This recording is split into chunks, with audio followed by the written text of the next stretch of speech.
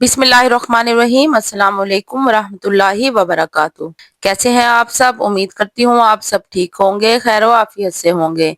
अल्लाह ताला आप सबको अपने हिफ्ज़ो अमान में रखे।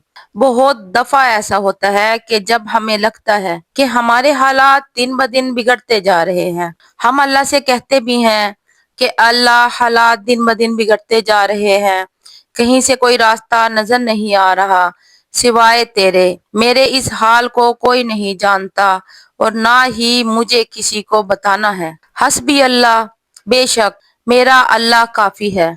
जिंदगी कभी कभी रुक सी जाती है, ना वक्त गुजरता है ना दिल संभलता है और जैसे लगता है जिंदगी थम सी गई है। दिल चाहता है जोर से चीखें, किसी को अपनी तकलीफ सुनाए, लेकिन अल्फाज साथ नहीं देते। रास्ते गुम होते हुए दिखाई देते हैं। धुंध ऐसी छा जाती है कि कुछ दिखाई नहीं देता। दिल बोझल, आंखें बेनूर और दिमाग में एक ना खत्म होने वाला दायरा बन जाता है। तब लोग दिलासे देते हैं, हौसला रखो, सब बेहतर हो जाएगा। मगर आपके अंदर से एक आवाज आती है, कब, कैसे, क्या वाकई कुछ बदलने वाला है? अल्लाह ताला आपकी बेचैनी, बेकरारी और आपके अंदर की थकन को देख रहा है। अल्लाह देख रहा है, वो सब कुछ जानता है जो आप किसी से भी नहीं कह सकते। आपका टूटना, आपकी थकन सब इसके इल्म में है और वही रब आपको उठाएगा, संवारेगा और वो दरवाजे खोलेगा जिनके बारे में आपने कभी सोचा भी न था। तो अगर आपने भी ये सब महसूस किया है तो जान लीजिए कि आप अकेले नहीं हैं।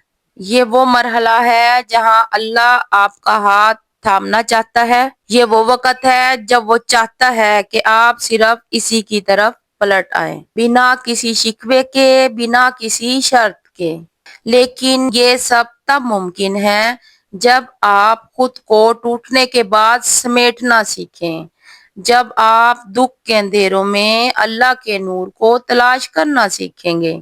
मैं जानती हूँ ये सब आसान नहीं है, लेकिन नामुमकिन भी नहीं है। और देखें, आजमाइशें बेमकसद नहीं आती, ये हमें बेदार करने, झुकाने और संवारने के लिए आती हैं।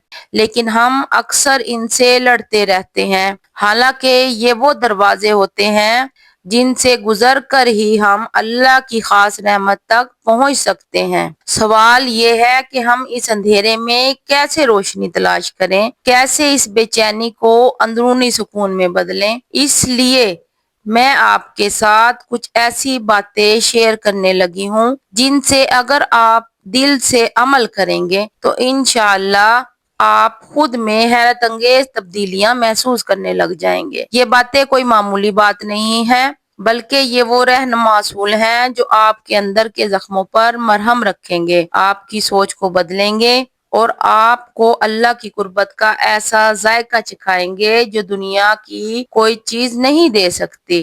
तो आइए इन बातों को दिल से सुने, क्योंकि हो सकता है कि यही वो लम्हा हो जिनका आपको अरसे से इंतजार था। सबसे पहले तो अल्लाह को अपना राजदार बनाएं।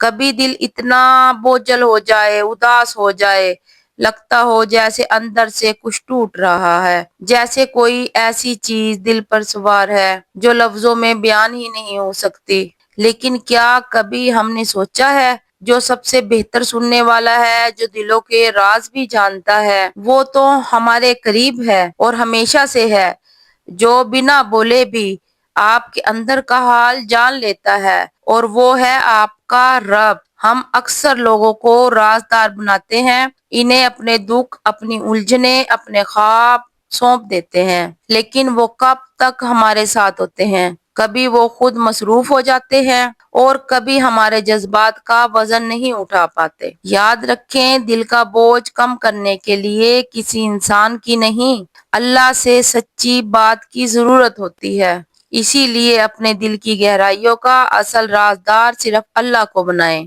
कभी कभी हम सोचते हैं कि हमने किसी का दिल नहीं दुखाया, किसी का हक नहीं खाया, हमने नमाजें भी पढ़ी, दुआएं भी मांगी, फिर भी हमें क्यों तकलीफ मिली, मुश्किलें क्यों आई, हमारी दुआएं क्यों नहीं सुनी गई।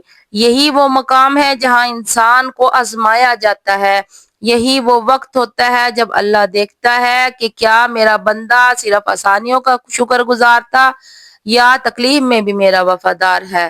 اللہ کی آزمائش سزا نہیں ہوتی، یہ تو رب کی خاص نگاہ ہوتی ہے۔ وہ ہمیں عام لوگوں میں نہیں رکھنا چاہتا بلکہ اس مقام تک لے جانا چاہتا ہے جہاں تک اللہ کے نیک بندے پہنچتے ہیں۔ قرآن پڑھ کر دیکھیے، اللہ نے جن بندوں کا ذکر کیا ہے وہ سب آزمائشوں سے گزرے۔ حضرت ابراہیم علیہ السلام جنہیں جلتی آگ میں پھینکا گیا اور انہوں نے کہا حسبنا اللہ و نعم الوکیل، یعنی یقین کا ہر دروازہ کھل جاتا ہے، یہ دعا نہایت خلوص سے کہی گئی تھی اور یہ دعا ہمیشہ یاد رکھی جائے گی، دنیا میں بھی اور آخرت میں بھی۔ حضرت ابراہیم علیہ السلام کو جب آگ میں پھینک دیا گیا، مگر اللہ جو آگ کا بھی مالک ہے اس نے آگ کو یہ حکم دیا، اے آگ ٹھنڈی ہو جا۔ آگ نے حضرت ابراہیم کو کوئی نقصان نہیں پہنچایا۔ حسبنا اللہ و نعم الوکیل۔ ہمیں اس یقین سے یہ ہاتھ اٹھانے چاہیے اور دل سے یہ سوچیں کہ میرے لیے اللہ ہی کافی ہے۔ حضرت ابو ہریرہ سے روایت ہے کہ ہمارے نبی کریم صلی اللہ علیہ وآلہ وسلم نے فرمایا، جب تم کسی بڑی مصیبت یا پریشانی میں پڑ جاؤ تو یہ دعا پڑھو، حسبنا اللہ و نعم الوکیل۔ شیطان اور برے لوگ دن رات کوشش کر رہے ہیں کہ ہمیں ہدایت سے بھٹکا دیں۔ بیماریاں، مشکلات اور بری خبریں ہمیں بھٹکانے کے لیے موجود ہیں۔ ایسے وقت میں کون سے الفاظ کہنے ہیں جو ہمارے ایمان کو مضبوط کریں؟ وہ الفاظ ہیں حسبنا اللہ و نعم الوکیل۔ یہ وہ پہلی دعا ہے جو ہمیں یاد کرنی چاہیے۔ اسی طرح جب اپنی بے بسی کے عالم میں اپنی غلطی کا ادراک کرتے ہوئے حضرت یونس علیہ السلام نے اپنے رب کو پکارا تھا، لا الہ الا انت سبحانک انی کنت من الظالمین، تیرے سوا کوئی معبود نہیں، تو پاک ہے، بے شک میں ہی ظالموں میں سے تھا۔ اللہ کے رسول نبی کریم صلی اللہ علیہ وآلہ وسلم نے فرمایا، بے شک کوئی بھی مسلمان جب اس دعا کے ذریعے دعا کرتا ہے تو اللہ اس کی دعا قبول فرماتے ہیں۔ جانتے ہیں یہ دعا اتنی طاقتور کیوں ہے؟ کیونکہ اس میں اعتراف ہے، کیونکہ اس میں بندہ بے بسی کے عالم میں مدد مانگتا ہے۔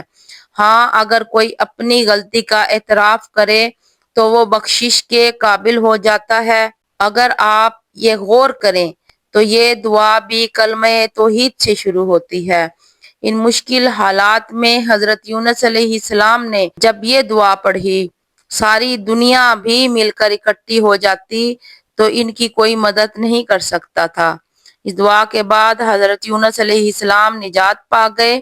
اس بات پر بھی غور کرنا چاہیے کہ جب ہم یہ دو خوبصورت دعائیں پڑھیں، یہ محض زبان سے ادا نہ ہوں بلکہ دل کی گہرائیوں سے نکلیں، شعور اور احساس کے ساتھ اپنی غلطیوں کو مانتے ہوئے، یہ سب کچھ جانتے ہوئے کہ ہماری مدد یہ اسباب نہیں کریں گے بلکہ وہ کرے گا جس نے اسباب پیدا کیے ہیں۔ جب ہم دعا کرتے ہیں کہ اے اللہ، تیرے سوا میری دعاؤں کو قبول کرنے والا کوئی نہیں ہے، تو ہی واحد ذات ہے جو میری دعاؤں کو قبول کرنے والا ہے، تو اگر آج آپ کا دل تھکا ہوا ہے، راستہ بند ہے، دعا قبول نہیں ہو رہی، تو بس اتنا یقین رکھیے کہ اللہ خاموش ضرور ہے لیکن غافل نہیں ہے، وہ سن رہا ہے، وہ دیکھ رہا ہے اور وہ بہترین وقت میں بہترین انداز سے آپ کے لیے دروازہ کھولے گا۔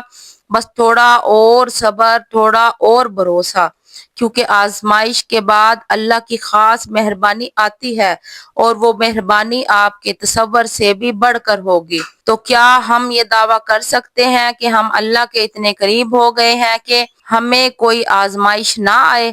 نہیں، بلکہ ہمیں یہ سوچنا چاہیے کہ اگر اللہ ہمیں آزما رہا ہے تو وہ یہ ہمیں خاص کر رہا ہے، کیونکہ آزمائش دل کو جھاڑتی ہے، غرور کو ختم کرتی ہے اور ہمیں ہمارے اصل رب کی طرف پلٹاتی ہے۔ آپ کی تکلیف، آپ کی راتوں کے آنسو، آپ کی بے قراری سب اللہ کے علم میں ہے۔ وہ ہر اس بات سے واقف ہے جو آپ کسی کو نہیں بتا سکتے۔ کبھی کبھی اللہ ہمارے دل کو ٹوٹنے دیتا ہے تاکہ ہم اس کے قدموں میں جا گریں۔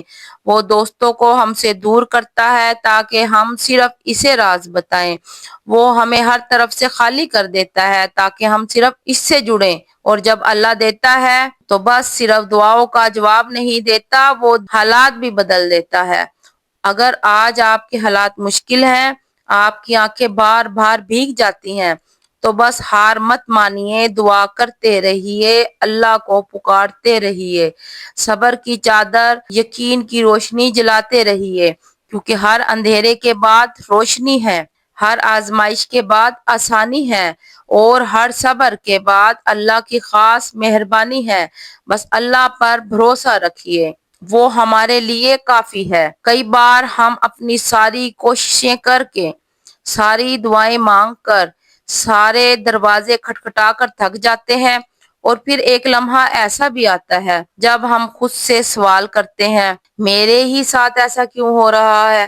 میں نے تو دل سے کوشش کی تھی، محنت بھی کی تھی، دعائیں بھی مانگی، پھر بھی وہ نہیں ملا جس کی میں نے تمنا کی تھی، تو آخر کیوں؟ کیا میری محنت کافی نہیں تھی؟ کیا میری دعاؤں میں خلوص کی کمی تھی؟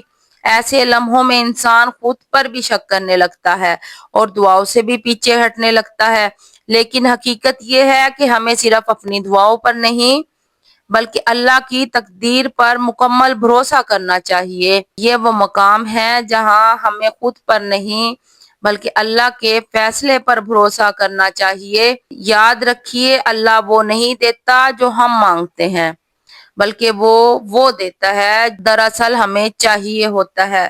اللہ ہمیں ہر اس چیز سے بچا رہا ہوتا ہے جس کا ہمیں اندازہ نہیں ہوتا۔ یقین، صبر اور تسلیم۔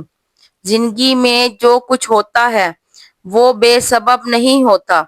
ہر تاخیر، ہر بند دروازہ، ہر رکاوٹ اللہ کی طرف سے ایک پیغام ہوتا ہے، میرے بندے، میں تجھے وہاں لے جا رہا ہوں جہاں تیری سوچ بھی نہیں پہنچ سکتی۔ بس مجھ پر بھروسہ رکھ، جو کچھ آپ کے ساتھ ہو رہا ہے وہ آپ کی سوچ سمجھ میں نہیں آئے گا، لیکن کل جب اللہ کا لکھا ہوا مکمل نظر آئے گا تو آپ کہیں گے، یا اللہ، اگر وہ سب نہ ہوتا تو میں یہاں تک کبھی نہ پہنچتا۔ اللہ کی تقدیر پر بھروسہ رکھے، اور یہ صرف لفظوں کا کھیل نہیں ہے بلکہ دل کے گہرائی سے یہ بات مان لیں کہ یا اللہ، مجھے جو دکھ ہو رہا ہے وہ میری سمجھ ہے، اور جو تو نے لکھا ہے وہ تیری حکمت ہے، تو جس طرف بھی لے جائے میں راضی ہوں۔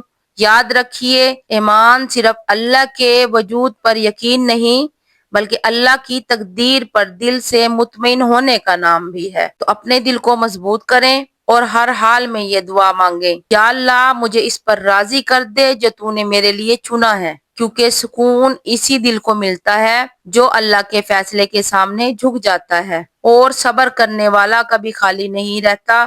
زندگی میں سب سے مشکل لمحہ وہ ہوتا ہے جب انسان ٹوٹ جاتا ہے، جب آنکھوں کے سامنے خواب بکھر جاتے ہیں، دل کہتا ہے بس اب نہیں ہو سکتا، لیکن سنو، صبر ایک اندرونی طاقت ہے، ایک خاموش یقین ہے کہ میرا رب مجھے تنہا نہیں چھوڑے گا۔ کیا آپ جانتے ہیں، صبر کرنا کمزوری نہیں، صبر کرنا تو بہادری کی علامت ہے۔ جو انسان ہر حال میں اللہ پر بھروسہ رکھتا ہے، جو رات کی تاریکی میں روتا تو ہے لیکن اللہ سے امید نہیں چھوڑتا، ایسا انسان دنیا کا سب سے قیمتی انسان بن جاتا ہے۔ دکھ، تکلیف، آزمائش، یہ سب زندگی کا حصہ ہیں۔ اے اللہ، جو بھی اس ویڈیو کو سن رہا ہے، اس کے دل کے دکھ دور فرما، ان کی دعاؤں کو قبول فرما، ان کی زندگی کو اپنی رحمت سے بھر دے، آمین۔ اگر آپ کو لگا کہ ان لفظوں نے آپ کے دل کو چھو لیا ہے تو میرے چینل کو سبسکرائب ضرور کیجئے گا اور ویڈیو کو لائک ضرور کیجئے گا۔ اللہ آپ سب کا حامی و ناصر ہو۔